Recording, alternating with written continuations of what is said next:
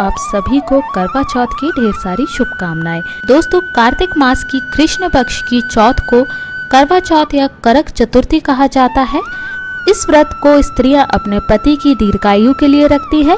यह व्रत अलग अलग क्षेत्रों में वहां की प्रचलित मान्यताओं के अनुरूप रखा जाता है, लेकिन सार सभी का एक ही होता है, जो कि है पति की दीर्घायु। तो चलिए जानते हैं दोस्तों कि अब करवा चौथ का व्रत किस तरीके से रखा जाता है। सबसे पहले तो करवा मिट्टी के उस छोटे से पात्र को कहते हैं जिसमें जल, गेहूं, मिष्ठान आदि रखा जा सके। सौभाग्यवती स्त्रियां व्रत के एक दिन पहले सर धोकर स्नान करने के उपरांत हाथों में मेहंदी और पैरों में आलता आदि लगाती हैं।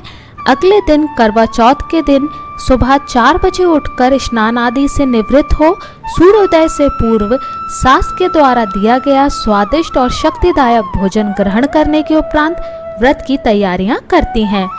इस भोजन में दूध, फल, मिठाई आदि व्यंजन होते हैं। सूर्योदय से पहले किया गया यह भोजन सरगी कहलाता है। इसके बाद में महिलाएं पूरा श्रृंगार करती हैं, जिसमें सुहाग की सारी चीजें होती हैं, जैसे कि सिंदूर, बिंदी, लाल चूड़ियां, पैरों में आलता, मेहंदी, बिछुआ, पायल आदि। साड़ी प्रायः लाल रंग की ही होती है। कभी कभी आप गुलाबी साड़ी भी पहन सकती हैं। अब शाम के लगभग 3 या 4 बजे आंगन या छत के एक स्थान को गोबर या मिट्टी से लीपकर चारों ओर हल्दी से रेखा बनाइए और बीच में स्वास्तिक का चिन्ह बनाया जाता है। एक कटोरी में चावल, मौली, रोली रखते हैं। एक गिलास में स्वच्छ जल भरकर रखा जाता है। करवे में स्वच्छ जल भरकर रखते हैं।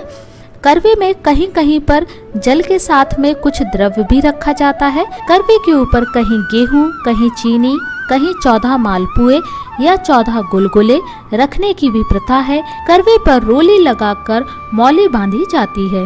उसके साथ ही एक पात्र में गौर स्थापित करके गौर को जल से स्नान कराकर हल्दी का टीका लगाते हुए अक्षत चढ़ाया जाता है। पारिवारिक एकता की दृष्टि से भी यह व्रत काफी महत्व रखता है, क्योंकि परिवार की सभी महिलाएं एक साथ बैठकर इस व्रत को करती हैं। इस प्रकार साल भर के गिले शिकवे इस दिन दूर हो जाते हैं। फिर 2 महिलाएं आपस में यह कहकर करवा बदलती हैं। करवा ले सदा सुहागन करवा ले, करवा ले 7 भाइयों की बहन करवा ले 7 पुत्रों की माँ करवा ले। आपको इन लाइंस को बोलते हुए ही करवे को बदलना है। यदि कोई भी स्त्री अकेली हो तो वो 2 करवे सजोकर एक गौर के सामने रखती है और एक अपने आगे। फिर उपरोक्त क्रिया दोहराते हुए गौर से करवे बदल लेती है और करवा चौथ की कहानी इस समय सुनी जाती है। सुहाग की लंबी आयु और मंगल कामनाओं के लिए गणेश और करवा चौथ की कहानी सुनते समय स्त्रियां अपने हाथ में अखंड चावल यानी कि अक्षत रखती हैं। एक कहानी पूरी होते ही चावल के दानों को आंचल में बांधकर दोबारा चावल लेकर दूसरी कहानी सुनी जाती है। कथा पूरे होते ही भाभी द्वारा ननद को करवे दिए जाते हैं। फिर चावल के दानों को गिलास के पानी में डालकर अस्त होते हुए सूर्य को अर्घ दिया जाता है, उनको नमन किया जाता है। इसके पश्चात सभी बड़ों के चरण स्पर्श किए जाते हैं। फिर रात में 16 श्रृंगार कर चंद्रोदय होने पर चावल और जल से चंद्रमा को अर्घ दिया जाता है। इसके बाद घर की वधू सास को एक थाली में मिष्ठान, फल, कपड़े, रुपया, मेवा आदि रख कर दे और उनके चरण स्पर्श करते हुए आशीर्वाद ले। इसके बाद में घर के सभी सदस्य एक साथ बैठकर प्रसन्नता पूर्वक भोजन करते हैं। तो मैं उम्मीद करती हूँ दोस्तों आपको दी गई जानकारी पसंद आई होगी, अच्छी लगी होगी।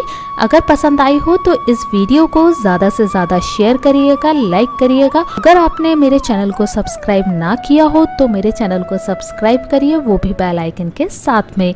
मैं फिर आपसे मिलूंगी किसी दूसरे वीडियो में। तब तक के लिए अपना ध्यान रखिए, खुश रहिए और आप सबको एक बार फिर से करवा चौथ की ढेर सारी शुभकामनाएं। नमस्कार।